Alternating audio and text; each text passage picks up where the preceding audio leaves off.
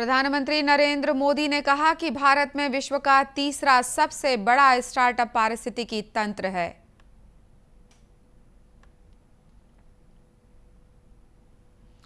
Chhattisgarh board के परीक्षा परिणाम घोषित। 10वीं में सुमन पटेल, सोनाली बाला और 12वीं में कुंती साव ने किया टॉप। गरियाबंद जिले में शादी समारोह में खाना खाने के बाद लोगों की तबीयत बिगड़ी। 25 पीड़ितों का इलाज अस्पताल में जारी।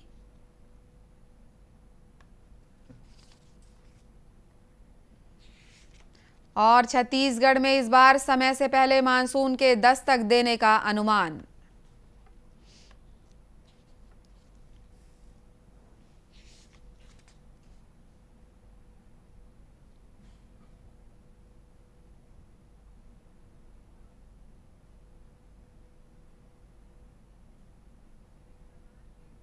नमस्कार, आप देख रहे हैं दूरदर्शन समाचार। मैं हूं अनुराधा दुबे। अब समाचार विस्तार से। प्रधानमंत्री नरेंद्र मोदी ने कल इंदौर में स्टार्टअप सम्मेलन के दौरान मध्य प्रदेश की स्टार्टअप नीति का शुभारंभ किया। श्री मोदी ने वीडियो कॉन्फ्रेंस के जरिए स्टार्टअप उद्यमियों से बातचीत की। इस अवसर पर प्रधानमंत्री ने कहा कि भारत की स्टार्टअप क्रांति आजादी के अमृतकाल का महत्वपूर्ण हॉलमार्क बन गई है। श्री मोदी ने कहा कि देश में स्टार्टअप आम भारतीय युवाओं के सपने पूरे करने का शक्तिशाली माध्यम बन रहा है। उन्होंने कहा कि 2014 में भारत में केवल 3 से 400 के बीच स्टार्टअप थे, जबकि आज ये संख्या बढ़कर 77,000 हो गई है।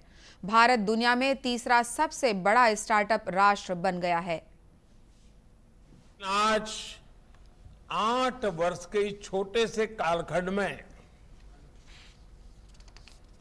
भारत में स्टार्टअप की दुनिया ही बदल चुकी है। आज हमारे देश में करीब 70,000 रिकॉग्नाइज्ड स्टार्टअप्स हैं। आज भारत में दुनिया का तीसरा सबसे बड़ा स्टार्टअप इकोसिस्टम है। हम दुनिया के सबसे बड़े यूनिकॉर्न हब्स में भी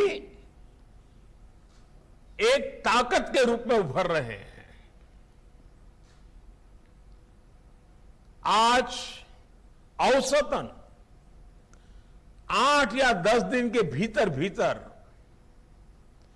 भारत में एक स्टार्टअप यूनिकॉर्न बन जाता है, यूनिकॉर्न में बदल रहा है। प्रधानमंत्री ने कहा कि हमारे स्टार्टअप की सफलता का कारण देश में नए वातावरण का निर्माण है। इसके लिए ढांचा तैयार करने, सरकारी प्रक्रिया को आसान बनाने और लोगों की मानसिकता में बदलाव लाने के उपाय किए गए हैं। छत्तीसगढ़ माध्यमिक शिक्षा मंडल ने आज 10वीं और 12वीं बोर्ड परीक्षा के परिणाम घोषित कर दिए हैं। दोनों ही परीक्षाओं में एक बार फिर लड़कियों ने बाजी मारी है। 10वीं में जहां रायगढ़ की सुमन पटेल और कांकेर की सोनाली बाला अव्वल रहीं, तो वहीं 12वीं में रायगढ़ की कुंती साव ने टॉप किया है। दोनों ही परिणाम छत्तीसगढ़ माध्यमिक शिक्षा मंडल की आधिकारिक वेबसाइट पर ऑनलाइन देखी जा सकती है। हाई स्कूल और हायर सेकेंडरी परीक्षा के परिणाम आज स्कूल शिक्षा मंत्री डॉक्टर प्रेमसाय सिंह टेकाम ने जारी किए। 10वीं की परीक्षा में 74.23% विद्यार्थी पास हुए, जिनमें लड़कियों का प्रतिशत 78.84 और लड़कों का प्रतिशत 69.7 रहा। 12वीं की परीक्षा में 79.30% विद्यार्थी उत्तीर्ण हुए। इसमें लड़कियों का प्रतिशत 81.15 और लड़कों का प्रतिशत 77.03 रहा। इस बार 10वीं की परीक्षा में 3,63,301 विद्यार्थी शामिल हुए थे, जिसमें 2,69,478 विद्यार्थी पास हुए। 12वीं की परीक्षा में 2,87,673 विद्यार्थी शामिल हुए थे। इसमें से 2,27,991 विद्यार्थी पास हुए। गौरतलब है कि 2 साल के बाद इस बार दोनों ही परीक्षाएं ऑफलाइन हुई थी। छत्तीसगढ़ हाई कोर्ट में 16 मई से गर्मी की छुट्टियां शुरू हो रही हैं। आज शनिवार और कल रविवार होने के कारण हाई कोर्ट में वैसे ही छुट्टी है। हाई कोर्ट में ग्रीष्मकालीन अवकाश के दौरान जरूरी मामलों की सुनवाई निर्धारित न्यायाधीश करेंगे। हाई कोर्ट में 13 जून से फिर से नियमित सुनवाई शुरू होगी।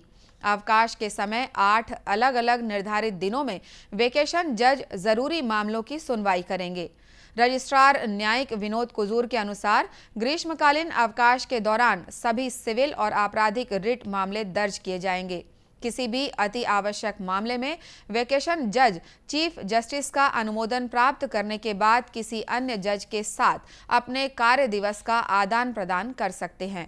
हाई कोर्ट में ग्रीष्मकालीन अवकाश के दौरान शनिवार, रविवार और छुट्टियों को छोड़कर हर दिन रजिस्ट्री सुबह 10 से शाम 5 बजे हो सकेगी। वहीं वेकेशन कोर्ट में 16, 19, 23, 26, 30 मई के अलावा 2, 6 और 9 जून को सुनवाई होगी। केंद्र सरकार ने गेहूं के निर्यात पर तत्काल प्रभाव से प्रतिबंध लगा दिया है। विदेश व्यापार महानिदेशालय ने कल इस बारे में अधिसूचना जारी की। इसमें कहा गया है कि गेहूं की निर्यात नीति में संशोधन किया गया है ताकि देश की समग्र खाद्य सुरक्षा का प्रबंधन किया जा सके और पड़ोसी देशों तथा अन्य कमजोर राष्ट्रों की जरूरतों को पूरा करने में मदद की जा सके। अधिसूचना में यह भी कहा गया है कि सरकार की अनुमति से अन्य देशों की खाद्य सुरक्षा जरूरतें पूरी करने के लिए निर्यात किया जाएगा।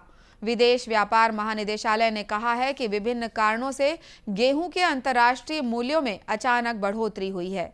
इसे देखते हुए भारत पड़ोसी देशों और अन्य निर्धन देशों की खाद्य सुरक्षा जोखिम में पड़ गई है।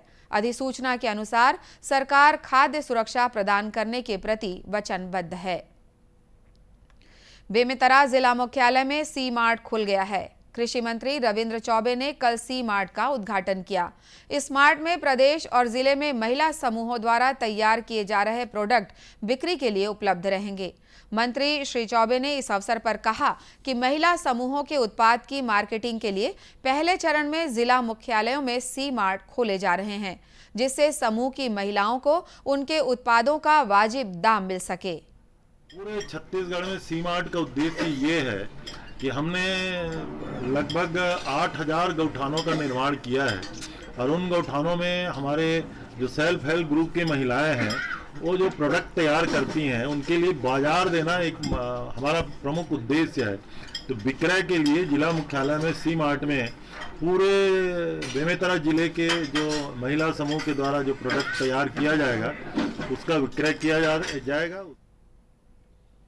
गौरतलब है कि गौठानों में महिला स्व सहायता समूहों द्वारा बनाए गए उत्पादों के लिए संगठित बाजार उपलब्ध कराने के उद्देश्य से पूरे प्रदेश में सी मार्ट स्टोर्स शुरू किए जा रहे हैं। इनमें दैनिक उपयोग की चीजों के अलावा स्थानीय खाद्य पदार्थ और हथकरघा उद्योग के कपड़े भी खरीदे जा सकते हैं। गरियाबंद में शादी समारोह में खाना खाने के बाद 25 लोग बीमार पड़ गए। खाना खाने के बाद लोगों को उल्टी दस्त की समस्या शुरू हुई थी, जिसके बाद उन्हें अस्पताल भेजा गया। बाद में मेडिकल टीम भी गांव पहुंच गई। मिली जानकारी के अनुसार मैनपुर विकासखंड के गरीबा गांव में गुरुवार को एक ग्रामीण के घर शादी समारोह में सामूहिक भोज का आयोजन किया गया था। इसी कार्यक्रम में सभी शामिल हुए थे। यहां खाना खाने के बाद लोगों की तबीयत बिगड़ने लगी, जिसके बाद तुरंत उन्हें अस्पताल में भर्ती कराया गया था। अगले दिन स्वास्थ्य विभाग को भी इसकी सूचना मिली तो मेडिकल टीम भी गांव पहुंची। जांच करने पर पता चला कि गांव के अन्य लोगों को भी इसी तरह की समस्या है। इस मामले में जिला मुख्य स्वास्थ्य चिकित्सा अधिकारी डॉक्टर NR नवरत्न ने बताया कि शादी में खाना खाने के चलते ग्रामीण पेट दर्द, उल्टी दस्त के शिकार हुए। फिलहाल सभी मरीजों की हालत सामान्य है और गांव में स्थिति नियंत्रण में है। समारोह में सामूहिक भोज का मामला था। कम से कम 10 लोग जो है बीमार हुए थे उल्टी दस्त की शिकायत से हमारे यहाँ मैनपुर में आए। फिर मैनपुर से हम लोगों ने यहाँ पर जिला चिकित्सालय में भर्ती कर दिए हैं, इलाज करी है। वहाँ 15 लोग और मिले हैं। अस्पताल में भर्ती ग्रामीणों के अनुसार शादी समारोह में भोजन करने के बाद ही उनकी तबीयत खराब हो गई थी। चिकित्सकों ने गांव के सभी ग्रामीणों को पानी उबालकर पीने की सलाह दी है। राजनांदगांव जिले में इन दिनों जिला सहकारी केंद्रीय बैंक की 40 शाखाओं में किसान क्रेडिट कार्ड के माध्यम से किसानों के लिए ऋण शिविर का आयोजन किया जा रहा है। जिला सहकारी केंद्रीय बैंक के मुख्य कार्यपालन अधिकारी सुनील कुमार वर्मा ने बताया कि इस बार किसानों को ऋण वितरण करने 650 करोड़ रुपए का लक्ष्य है। जिसमें से राजनांदगांव जिले में 190 करोड़ और कबीरधाम जिले में 193 करोड़ रुपए का ऋण वितरण किसानों को किया जा चुका है। इस वर्ष अब तक 19 गुना अधिक किसानों को ऋण देने का लक्ष्य है। केंद्रीय बैंक राजनांदगांव को जो 650 करोड़ का लक्ष्य मिला था, उसमें से 190 करोड़ का ऋण वितरण राजनांदगांव जिले में और एवं 193 करोड़ का ऋण वितरण कबीरधाम जिले में सुनिश्चित कर लिया गया है। छगा शासन के निर्देशानुसार सभी समिति मुख्यालयों में ऋण शिविरों का आयोजन करके युद्ध स्तर पर खाद एवं बीज की उपलब्धता कराई जा रही है। जिला सहकारी केंद्रीय बैंक की 132 समितियों के माध्यम से किसानों को खाद और बीज भी उपलब्ध कराया जा रहा है, जिसके कारण इन समितियों में रोजाना बड़ी संख्या में किसान पहुंच रहे हैं। छत्तीसगढ़ के किसानों के राहत की खबर है। मौसम विज्ञान विभाग का अनुमान है कि इस बार मानसून जल्दी आएगा। मौसम विज्ञानियों ने बताया है कि मानसून 27 मई तक केरल तट पर पहुंच जाएगा। सब कुछ सामान्य रहा तो 7 जून तक छत्तीसगढ़ में मानसून दस्तक दे देगा। मौसम विज्ञान विभाग ने बताया कि अभी दक्षिण पूर्व बंगाल की खाड़ी के कुछ हिस्सों में मानसून के आगे बढ़ने के लिए अनुकूल स्थिति बन रही है। मौसम विभाग के अनुसार इस साल केरल में मानसून की शुरुआत सामान्य से कुछ पहले यानी 27 मई से होने जा रही है। पिछले साल मानसून 3 जून को केरल तट पर पहुंचा था। छत्तीसगढ़ में मानसून की शुरुआत सामान्य तौर पर 15 से 16 जून से मानी जाती है। पिछले साल 6 दिन पहले ही 10 जून को मानसून रायपुर तक पहुंच गया था। प्रदेश में कल 43 डिग्री सेल्सियस से अधिक तापमान के साथ मुंगेली सबसे गर्म जिला रहा। वहीं मुंगेली में आकाशीय बिजली गिरने की वजह से एक युवक की मौत हो गई। तेज आंधी के कारण बिलासपुर के कानन पेंडारी में बिजली विभाग का 90 फीट ऊंचा अति उच्च दाब टावर गिर गया। इसकी वजह से रतनपुर, कोटा सहित क्षेत्र के 70 गांवों में बिजली आपूर्ति बाधित हो गई। आजादी के लिए भारत का शानदार संघर्ष आधुनिक विश्व के महानतम संघर्षों में से एक है। दूरदर्शन समाचार इतिहास की धारा बदलने वालों की झलक रोजाना आपके लिए लेकर आ रहा है। आज हम बात कर रहे हैं भारत में मुगल साम्राज्य के आखिरी शहंशाह और उर्दू के जाने माने शायर बहादुर शाह जफर, जिन्होंने 1857 के प्रथम भारतीय स्वतंत्रता संग्राम में भारतीय सिपाहियों का नेतृत्व किया। 1857 को प्रथम स्वतंत्रता संग्राम के दौरान बहादुर शाह जफर ने दिल्ली में राष्ट्रीय सरकार की स्थापना की थी।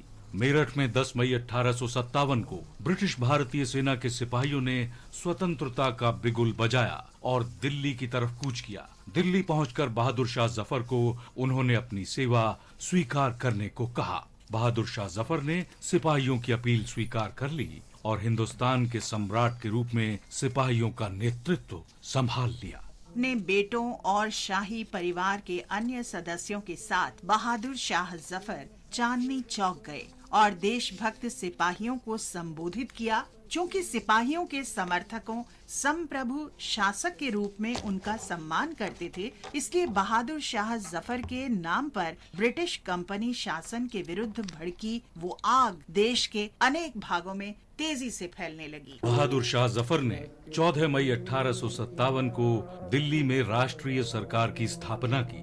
उन्होंने सभी हिंदू और मुस्लिम अधिकारियों, राव और राजाओं से दरबार में आने की अपील की। उन्होंने सभी से सहयोग की इच्छा भी व्यक्त की और इस प्रकार जागीरदारों और अमीरों के पास परिपत्र भेजकर उन्हें अंग्रेजों के विरुद्ध युद्ध में शामिल होने को कहा। अगले 4 महीनों तक दिल्ली प्रथम स्वतंत्रता संग्राम का केंद्र बनी रही, जिसने ब्रिटिश साम्राज्य को हिलाकर रख दिया।